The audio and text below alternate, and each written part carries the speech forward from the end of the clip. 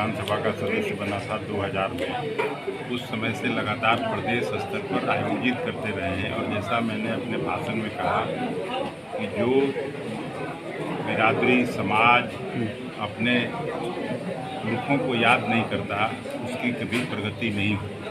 तो मेरी कोशिश ये रहती है कि श्री बाबू का जयंती आयोजित करके उनके व्यक्तित्व और कृतित्व को नई पीढ़ी से जोड़ा जाए और नई पीढ़ी को बताया जाए कि ऐसे ऐसे हम लोगों के पुरखे हुए हैं इतिहास में जिन्होंने इस तरह का काम किया है। इसीलिए इस अवसर पर हम आए हैं यहाँ सब लोगों को आमंत्रण देने, न्योता देने कि इस इलाके से उस संख्या में आके जयंती समारोह को सफल करें। सर, उन्होंने कभी जाति की राजनीति नहीं की, वो जमात की राजनीति किया था उन्होंने।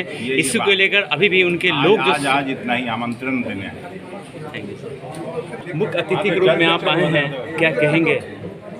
आज हम लोग बिहार के विश्वकर्मा गांव के मनीषी श्री कृष्ण बाबू की जयंती जो 21 तारीख को मनाई जाएगी उसके लिए आमंत्रण देने शेरपुर गाँव आए हुए हैं। बुलाना था। कोशिश रहती है कि हर जिला में पहुँच के वहाँ न्योता दे, लोगों को आमंत्रित करें कि श्री बाबू हम लोगों के महान पुरुषों में से एक थे।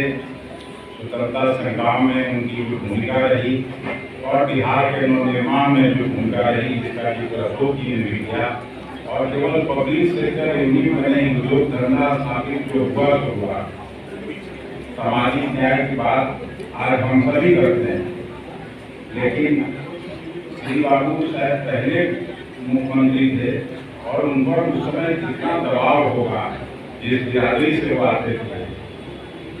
ज्यादातर जमींदार उसी बिरादरी के थे, फिर भी बिहार के हित में, गरीबों के हित में उन्होंने बड़ा फैसला उन्होंने लिया, जमींदारी उन्मूलन का, जो बिहार विधानसभा में कानून पास किया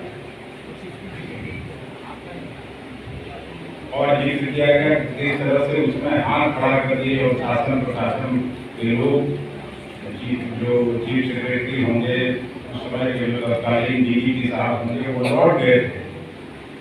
वो लोग प्रवेश नहीं करा पाए दलितों को मंदिर में देवघर। फिर उन्होंने खुद एक तारीख मुकर्रर किया कि मैं फला दिन आ रहा हूँ, तब जाके प्रवेश हो पाया। आज लॉ एंड ऑर्डर का सवाल हर जगह खड़ा होता है, लेकिन उनका दौर ऐसा था, उस समय के तत्कालीन गृह मंत्री सरदार वल्लभ भाई पटेल ने मुख्यमंत्रियों के सम्मेलन में, देश भर के मुख्यमंत्रियों के सम्मेलन में उनको बधाई देते हुए कहा था कि Bihar is the best administrated state in the country और बिहार से सीख लेने की जरूरत है। इनका समय निकालिए, हम सबको आमंत्रित करते हैं।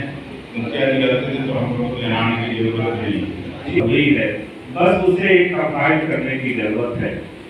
जो पुराने लोग यहाँ उपस्थित हैं, श्री बाबू को सभी लोग जानते हैं, जो नई पीढ़ी है उनको बताने की जरूरत है। और यह भाग जब अखिलेश भैया जैसे लोग ये बीड़ा उठाए हैं, तो हम उम्मीद करते हैं कि नई पीढ़ी को भी श्री बाबू से परिचित होंगे, उनके गुणों से परिचित होंगे। मेरे दादाजी फ्रीडम फाइटर सज्जू बाबू श्री बाबू के बहुत ही प्रिय पात्र थे और आजादी के बाद बिहार सरकार के पास संसाधन की बड़ी कमी होती थी और हृदय से उनको धन्यवाद देते हैं और अनुग्रहित महसूस करते हैं। मनीषी थे वो, उनकी चर्चा जितनी होगी उतनी कम होगी। मैं तो बस इतना ही कहूंगा कि कुछ इस तरह से चले नजीर, तू रहे न रहे तेरी रास्ता चले। तो श्री बाबू जब तक ये पृथ्वी रहेगी, श्री बाबू का नाम अमर रहेगा।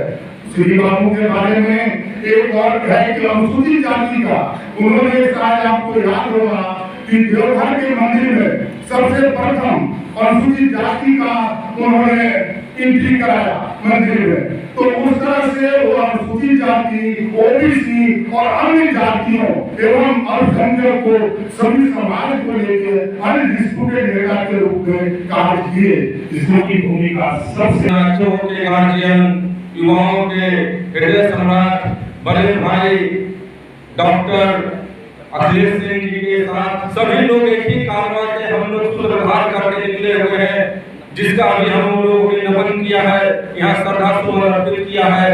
श्री बाबू जी का, बिहार के श्री कृष्ण बाबू जी के जयंती में अधिक से अधिक लोग कैसे आए, उनके जो व्यक्तित्व है, उनके जो विचार है, उनके जो सोच था, उनका जो कृतित्व था, उन्होंने